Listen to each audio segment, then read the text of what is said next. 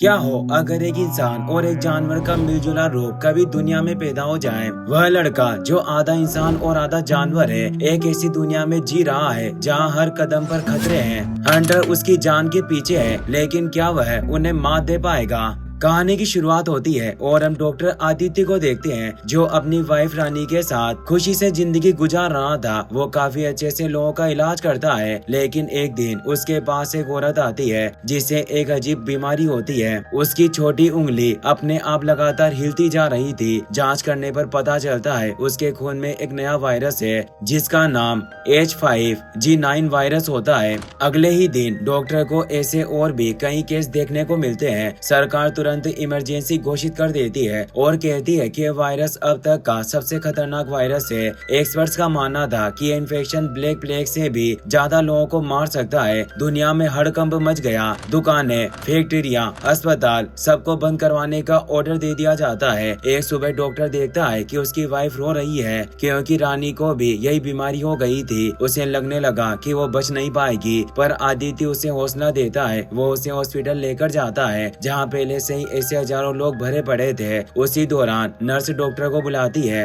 और एक ऐसी शॉकिंग चीज दिखती है जिससे अब सब कुछ बदलने वाला था। मैटरनिटी वार्ड में जितने भी बच्चे पैदा हो रहे हैं, सभी में जानवरों जैसी विशेषताएं थी। कोई आधा इंसान, आधा डॉग, आधा सुअर और कोई आधा हिरण था। धीरे धीरे खबर दुनिया में फैल गई कि हर बच्चा अब ह्यूमन एनिमल हाइब्रिड बनकर पैदा हो रहा है। लोग इन बच्चों से नफरत करने लगते हैं और कई मानने लगे कि ये बच्चे ही इस वायरस को फैलाने की वजह है। और कुछ लोगों का मानना था कि वायरस की वजह से ऐसे बच्चे पैदा हुए, लेकिन असली सच किसी को पता नहीं। इसी बीच एक पिता अपने बेटे को बचाने के लिए जंगलों में चला जाता है। उसे एक पुराना घर नजर आता है जिसे वो ठीक करने लगता है। वो पानी और खाने की व्यवस्था करता है। उसके बेटे का नाम गस होता है, जो एक ह्यूमन डियर हाइब्रिड होता है। वो आदमी गस को अपनी खुद की बनाई हुई किताबें पढ़ाता है, लेकिन उसे बाहर की दुनिया के बारे में ज्यादा कुछ नहीं बताता। धीरे धीरे गस बड़ा होने लगता है और अपने पिता को पबा कहने लगता है। उस आदमी को भी यह नाम काफी अच्छा लगता है। पबा उसे सिखाता है, अगर किसी जानवर की आवाज सुनो तो झुक जाओ, अगर इंसान की आवाज आए तो भाग जाओ, और अगर कभी कोई इंसान दिखे तो तुरंत छिप जाओ। गस उनकी सभी बातें मानता है। पिता बेटे दोनों साथ में काफी खुश होते हैं। दोनों बर्फ में खेलते हैं, मछली पकड़ते हैं, खाना बनाते हैं और किताबें पढ़ते हैं। एक दिन जब वो आग जलाकर पानी गर्म कर रहे थे, तभी आसमान से एक प्लेन गुजरता है। पबा उसके कान बंद कर देता है और बताता है कि ये बस एक बड़ी चिड़िया है, पर उस प्लेन से कई सारे पर्चे गिरते हैं। पायलट ने उन्हें देख लिया था। उन पर्चों में लिखा था, हाइब्रिड बच्चों के लिए एक सुरक्षित जगह बनाई गई है, जिसे द प्रिजर्व्स नाम दिया गया था। लेकिन पबा पर्चे फेंक देता है क्योंकि अपने बेटे को दुनिया से दूर ही रखना चाहता था। साथ ही उसे यह भी समझ आ गया था कि आग के धुएं से ही पायलट को उनके बारे में पता चला। इसीलिए वो अपने बेटे को समझाता है कि आज के बाद हम दिन में कभी भी आग नहीं जलाएंगे। गस काफी जल्दी बड़ा हो रहा था।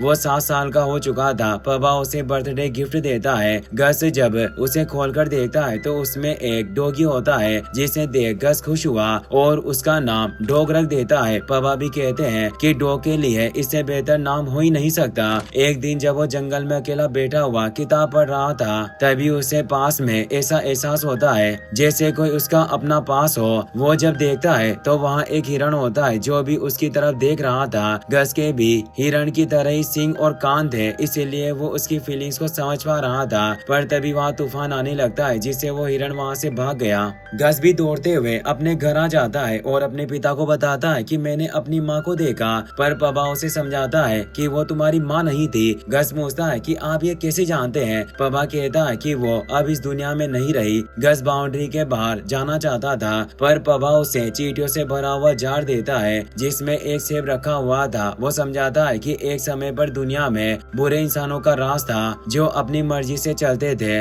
वो सिर्फ धरती से लेना जानते थे। उन्होंने पेड़ काटे, प्रदूषण फैलाते रहे, हर तरफ से वो धरती को नुकसान पहुंचा रहे थे, बिल्कुल इन चींटियों की तरह जो अपनी इस सेब रूपी दुनिया को ही खा रही है। इंसान अपने लालच में अपना ही नुकसान करते थे। उन्हें सिर्फ खुद से मतलब था, जिससे मदर नेचर ने सभी को बीमार कर दिया। हर तरफ वायरस फैल गया ताकि इंसानों का वजूद खत्म हो जाए। पर एक दिन चमत्कार हुआ, तुम्हारे जैसे हाइब्रिड बच्चे पैदा होने लगे। पर कोई नहीं जानता कि तुम कहां से आए। पर जो लोग बच गए थे वो तुमसे डरते थे। उन्हें लगा कि दुनिया की तबाही हाइब्रिड की वजह से हुई है, इसीलिए वो तुम्हारा शिकार करने लगे, जिससे एक ऐसी आग लगी जो आज भी जल रही है। और वो बुरे लोग तुम्हारे शिकार के लिए हर पल हमें तलाश रहे हैं। इसीलिए मेरा काम उन्हें यहाँ आने से रोकना है ताकि तुम सुरक्षित और मजे से जी सको। अब वो गस के सो जाने के बाद एक बॉक्स को बाहर निकालता है जिसमें उसकी वाइफ की तस्वीर थी। पर वो नहीं चाहता था कि इसके बारे में गस को पता चले, क्योंकि वो गस के हर एक सवाल का जवाब नहीं दे सकता था। इसीलिए वो उस बॉक्स को एक पेड़ के नीचे छिपा देता है। समय बीतता है, गस 10 साल का हो जाता है। उसके जन्मदिन पर पापा उसे एक गुलेल देता है। गस जल्दी गुलेल चलाना सीख जाता है। खेलते खेलते गस गलती से घर की बाउंड्री के बाहर चला जाता है। पापा गुस्से में उसे डांटता है और बताता है कि बाहर की दुनिया खतरनाक है। कुछ ही समय बाद एक अजनबी आदमी उनके घर के पास आता है। वो असल में हाइब्रिड हंटर था। पापा ने गस को छिपाया हुआ था, पर उस शिकारी की नजर गस पर पड़ गई थी और वो वहाँ बाउंड्री पर निशान छोड़कर चला गया। पापा इससे काफी डर जाता है। वो गस को घर के अंदर बनाई हुई एक खुफिया जगह में छिपा देता है और वादा करता है कि मैं जल्दी लौट आऊंगा, तुम यहीं रहकर मेरा इंतजार करना। गस उन हंटर से लड़ाई करने के लिए निकल गया, पर वो शाम को घायल हालत में वापस लौटता है। गस समझ जाता है कि उसके पिता बीमार हो गए हैं और उन्हें वायरस लग गया था। उनकी छोटी उंगली लगातार हिलती जा रही थी। पापा को भी एहसास हो गया कि उसका अंत आ चुका है। इसीलिए वो अपने बेटे को आखिरी बार समझाता है कि बाउंड्री के बाहर मत जाना, और वो गस से खाना बनाने को कहते हैं। गस अंडे लेने जाता है, पर जब वो वापस लौटा पापा गस को छोड़कर हमेशा के लिए चला गया था। गस दुखी होता है, पर वो धीरे धीरे खुद को संभालना सीख जाता है। वो घास से जानवरों की गुड़िया बनाता है और उनसे बातें करता है ताकि अकेलापन महसूस ना हो। अकेले में ही वो खुश रहना सीख गया था। वो अपने लिए खाना बनाता है। उसने लकड़ी से ही पापा को भी बनाया था, पर उसे धीरे धीरे लगने लगा कि ये एक झूठी जिंदगी है। उसका अकेलापन हद से ज्यादा बढ़ जाता है और वो अपनी बनाई हुई घास की गुड़ियों को जला देता है। आग में उड़ता धुआं हाइब्रिड शिकारियों को आकर्षित कर देता है। बाद में उसी दिन गस देखता है कि जंगल के नक्शे पर एक दिल बना हुआ है और वो उसे देखने चला जाता है। वो वही जगह होती है जहाँ पापा ने डिब्बा गाड़ा था, जिसमें उसकी पत्नी की तस्वीर थी। गस उस डिब्बे को चाबी से खोलता है जो पापा के पास मरते समय थी। गस पहली बार अपनी माँ का चेहरा देखता है और तस्वीर के नीचे कोलोराडो लिखा होता है। अपनी माँ को खोजने की नीयत से छोटा लड़का कोलोराडो जाने का फैसला करता है। वो जरूरी सामान पैक करता है और अमेरिका का नक्शा अपने साथ ले लेता है। तैयारी के बाद भोला बच्चा बाहर की ओर बढ़ता है। वो जमीन पर पड़ी एक कैंडी उठाकर खा लेता है, लेकिन जल्दी उसे समझ आता है कि ये एक जाल था। दो हाइब्रिड शिकारी जिन्हें लास्ट मैन भी कहा जाता है, वो उसे पकड़ लेते हैं, पर वो हैरान हुए। अरे ये लड़का तो बोल सकता है। उन्हें पता होता है कि गस बहुत कीमती है, इसीलिए उसे मारने के बजाय उसे बेचने के बारे में सोचते हैं। तभी एक आदमी उनमें से एक शिकारी को गोली मार देता है और दूसरे को भी मार डालता है। गस अपने घर में आकर छिप जाता है, लेकिन वही आदमी उसका पीछा करते हुए घर तक पहुंच जाता है। वो गस को ढूंढ लेता है और देखकर हैरान होता है कि वो इतने साल अकेले रह रहा था। शुरुआत में गस उसे डरता है और अपनी गुलेल से कई बार उसे मारता है। उसे लग रहा था कि वो भी बाकियों की तरह बुरा है, लेकिन जल्दी उसे समझ आ जाता है कि वो बुरा इंसान नहीं है। वो आदमी बताता है, मैं सोच रहा था कि तुम्हें उन ऑफिसर्स के हवाले कर दूं जो तुम जैसे हाइब्रिड बच्चों पर एक्सपेरिमेंट करते हैं, लेकिन जब मैंने देखा कि तुम एक जानवर से कहीं ज्यादा इंसान हो तो मैंने अपना इरादा बदल लिया। वो आदमी गस को स्वीट टूथ कहकर बुलाता है और पानी की लाइन पर डक टेप लगा देता है। साथ ही कहता है, दिन के वक्त आग मत जलाना क्योंकि धुआं लोगों को आकर्षित करता है, और अपनी सुरक्षा के लिए बाउंड्री के भीतर ही रहना। यह कहकर वो चला जाता है। गस को समझ नहीं आ रहा था कि वो क्या करे। उसे अपनी माँ को ढूंढना था, इसीलिए उसने तय किया कि वो अब अपने पिता के बनाए नियमों पर नहीं चलेगा। वो बाउंड्री पार करके बाहर निकल जाता है। वो उस आदमी के पीछे जाता है। हाइब्रिड होने की वजह से वो अपनी सूंघने की क्षमता का इस्तेमाल करता है और उस आदमी को ढूंढ लेता है। खुश होकर कहता है, बिग मैन मुझे भी अपने साथ ले चलो। अब वो बिग मैन के साथ ही आगे बढ़ने लगता है, लेकिन बिग मैन जानता था कि एक हाइब्रिड को साथ रखने से उसकी जान को भी खतरा होगा, इसीलिए उससे छुटकारा पाने की कोशिश करता है। साथ ही उसे कहता है कोलोराइड नष्ट हो चुका है और अब तुम्हारी माँ भी जिंदा नहीं होगी, लेकिन गस समझ जाता है कि वो मजाक कर रहा है। रात को दोनों साथ बैठकर खाना खाते हैं। गस उससे कई सवाल पूछता है, मेरी माँ को क्या तुम जानते हो? कोलोराइड कितनी दूर है? बिग मैन जवाब देता है, कोलोराइड यहाँ से बहुत दूर है और मैं तुम्हारी माँ को नहीं जानता, अब सो जाओ। वो कुछ दवाइयाँ लेता है और सो जाता है, लेकिन गस को नींद नहीं आ रही थी और उसे बिग मैन के बैग में खाने की काफी सारी चीजें दिखती है। वहीं दूसरी तरफ हमें एमी नाम की एक लड़की को दिखाया जाता है जो सालों से अपने ऑफिस में बंद थी। पहले वो एक थेरेपिस्ट हुआ करती थी, लेकिन महामारी के चलते उसकी पूरी जिंदगी बदल गई। वो अपने ही ऑफिस में कैदी बन चुकी थी। एक दिन उसे अजीब सा एहसास होता है। जब वो बाहर सड़कों पर आती है तो हाथियों का एक झुंड गुजर रहा होता है। उसे एहसास होता है कि असल मायने में जिंदगी क्या होती है और अब वो जू के अंदर ही अपनी नई लाइफ शुरू कर देती है। सुबह जब बिग मैन उठकर देखता है तो गस सारी चीजें खा चुका था। वो गुस्से में उसे दवाइयों के बारे में पूछता है। गस कहता है, जब मैंने इन्हें खाया तो मुझे बहुत अजीब लगने लगा। अब बिग मैन उसे छोड़कर जाने लगता है। गस कहता है, मैं तुम्हें अपनी चीजें दे सकता हूँ। तो बिग मैन बताता है, अब मेरे पास न खाना है और न पानी, खाने के बिना मुझे बहुत ज्यादा गुस्सा आता है। गस कहता है, मुझे वो जगह पता है जहाँ खाना मिल सकता है। उसे दूर से खाने की महक आ रही थी। वो जगह एक विजिटर सेंटर था। बिग मैन गस को अकेले वहाँ खाना लेने भेजता है। गस डरा हुआ उस घर के अंदर आता है। उसे कोई दिखाई नहीं देता, लेकिन घर में टंगे हुए एक रेनडियर का सिर देखकर बहुत डर जाता है और गलती से वहाँ लगे ट्रैप में फंस गया। तभी वहाँ रस्टी नाम का लड़का आता है जो अपनी माँ और डैड को भी बुला लेता है, जिनके नाम जॉर्ज और बेव होते हैं। फिर हमें दिखाया जाता है कि वो फैमिली गस और बिग मैन को खाना खिलाती है, लेकिन उन्होंने डर की वजह से मास्क पहन रखा था। बिग मैन कहता है, मुझे बीमारी नहीं है और जहाँ तक इस हाइब्रिड की बात है, हाइब्रिड न तो महामारी फैलाते हैं और न ही इससे संक्रमित हो सकते हैं। यह सुनकर वो लोग अब अपने मास्क उतार देते हैं। गस उनसे अपनी माँ बर्डी के बारे में पूछता है, लेकिन वो इनकार कर देते हैं, हम उन्हें नहीं जानते। गस उनसे रस्टी के बारे में पूछता है तो वो बताते हैं वो उन आखिरी बच्चों में से एक है जो पूरी तरह ह्यूमन है। गस रस्टी के साथ खेलने की परमिशन मांगता है। रस्टी की माँ थोड़ी हिचकिचाती है, लेकिन जब यकीन कर लेती है कि वो काटता नहीं है तो उसे रस्टी के पास जाने देती है। गस और रस्टी साथ खेलने लगते हैं। उन्हें खेलता देख रस्टी की माँ को भी अच्छा लगता है। इसी बीच रस्टी के पिता जॉर्ज जब बिग मैन से बात कर रहे होते हैं तो उसे पहचान लेते हैं। वो पहले गार्डियन फुटबॉल टीम का प्लेयर टॉमी जेपर्ड था। बातों ही बातों में वो पूछ लेते हैं, आखिर तुम्हें हमसे क्या चाहिए? जेपर्ड कहता है, हमें सिर्फ रात गुजारनी है। इसी दौरान हमें लास्ट मैन भी दिखाए जाते हैं जो गस की तलाश कर रहे थे। गस थोड़े ही समय में रस्टी की फैमिली के साथ घुल मिल गया था और बिग मैन चाहता था कि वो रस्टी की फैमिली के साथ ही रहे, लेकिन तभी रस्टी की माँ जेपर्ड के गले पर मौजूद लास्ट मैन का निशान देख लेती है। वो घबरा गई क्योंकि जेपर्ड भी उन्हीं हंटर्स में से एक था जो हाइब्रिड का शिकार करते थे। वही हमें डॉक्टर आदित्य को दिखाया जाता है जो अपनी वाइफ के साथ स्पेलिंग गेम खेल रहा होता है। वायरस के आने से अब दुनिया में इंटरनेट भी नहीं रहा था, इसीलिए वो गेम खेलकर ही टाइम पास किया करते थे।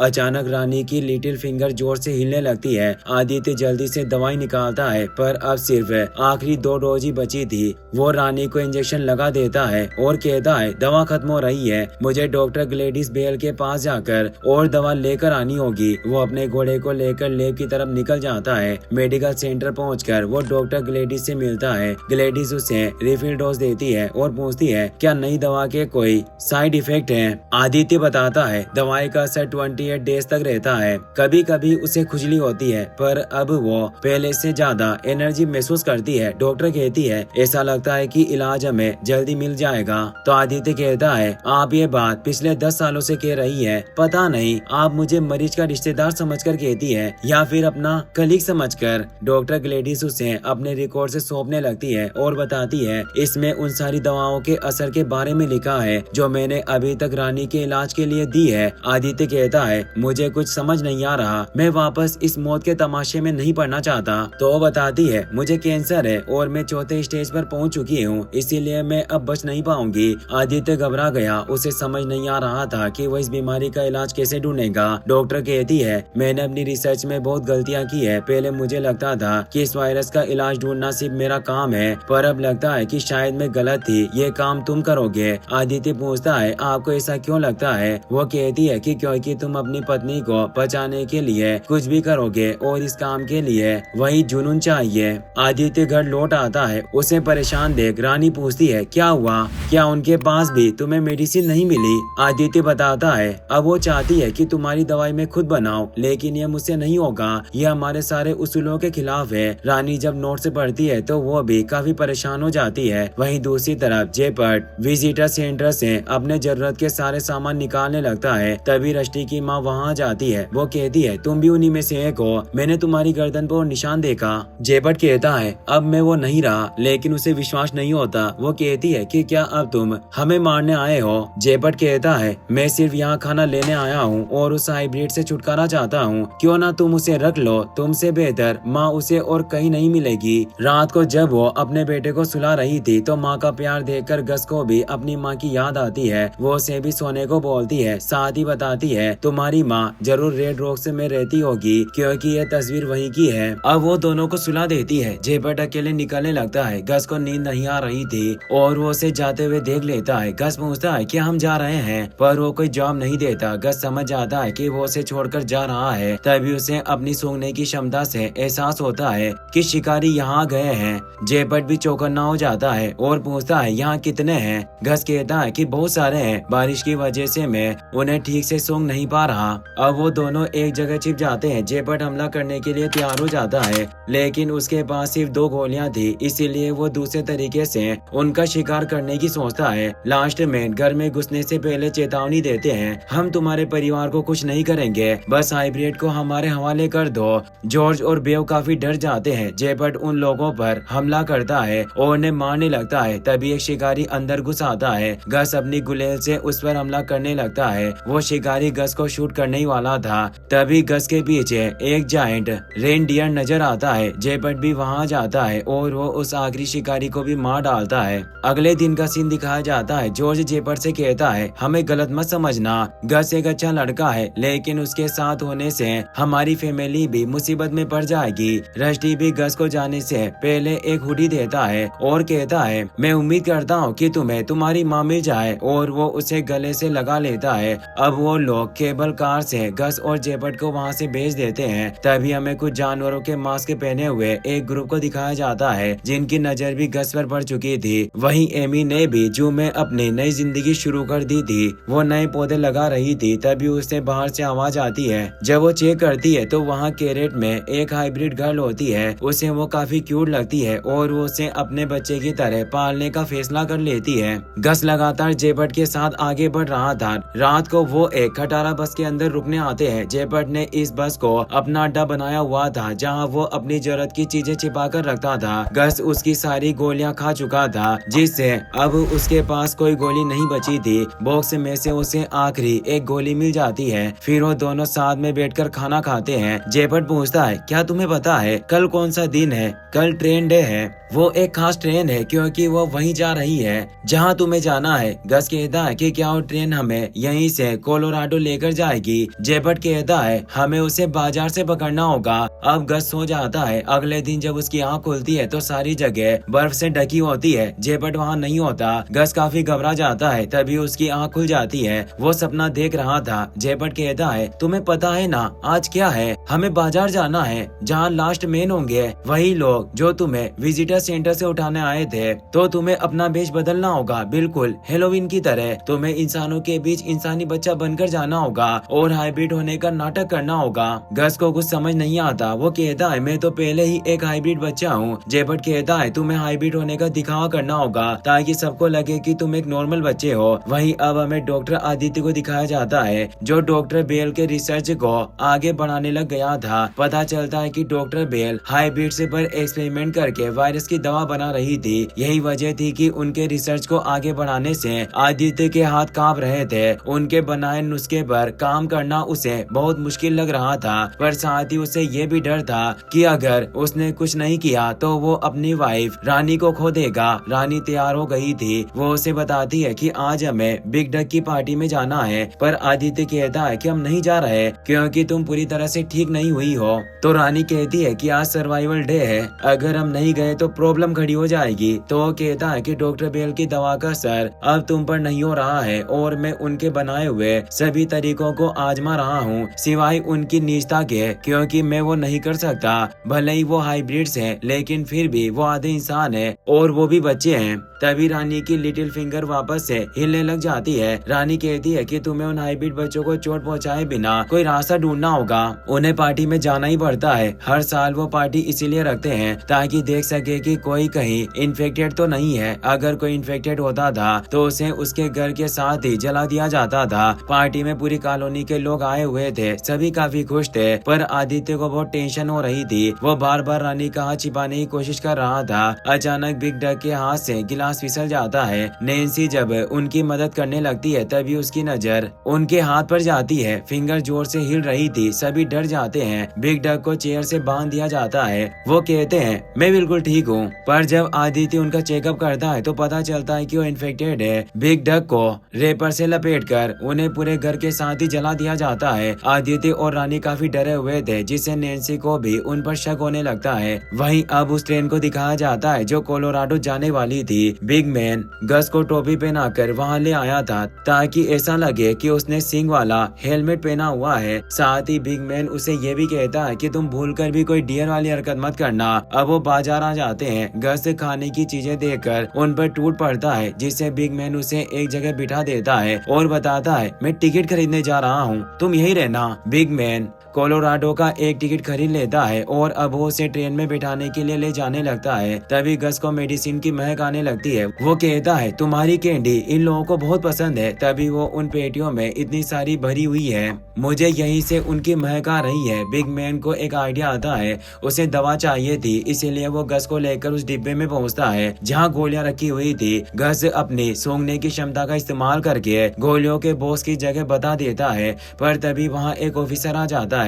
बिग मैन उसे बेहोश कर देता है और बॉक्स से गोलियां लेकर निकलने लगता है। तभी पीछे से एक गार्ड उस पर गन तान देता है। गलती से गोली चल जाती है। तेज फ्रीक्वेंसी से गस के कान तेजी से हिलने लगते हैं और वो गार्ड पहचान जाता है कि गस असली हाइब्रिड है। दोनों बचकर भागने लगते हैं और ट्रेन के पास आ जाते हैं। बिग मैन समझाता है सबसे पीछे वाले डिब्बे में बैठ जाना और हाइब्रिड वाली कोई हरकत मत करना। गस उसकी बात समझ आता है। अब वो उसे ट्रेन पर बिठा देता है और वहाँ से जाने लगता है, पर तभी वो गार्ड आ जाता है और सभी गार्ड्स को बता देता है कि सिंग वाला बच्चा असली हाइब्रिड है। बिग मैन और गस को पकड़ लिया जाता है और अब गस की सच्चाई सबके सामने आ चुकी थी। ट्रेन भी अब वहाँ से निकल जाती है। उन्हें पकड़कर लास्ट मैन अपने ठिकाने पर लेकर जा रहे थे, पर तभी लास्ट मैन पर हमला होता है जिन्हें उन जानवरों वाले मास्क मैन ग्रुप ने मार दिया था। गस काफी डरा हुआ था। इसी के साथ ये पार्ट यहीं पर खत्म हो जाता है। वीडियो पसंद आया हो तो अपने दोस्तों के साथ शेयर करना, साथ ही इस वीडियो को लाइक और चैनल को सब्सक्राइब करने के लिए आपका तहे दिल से शुक्रिया।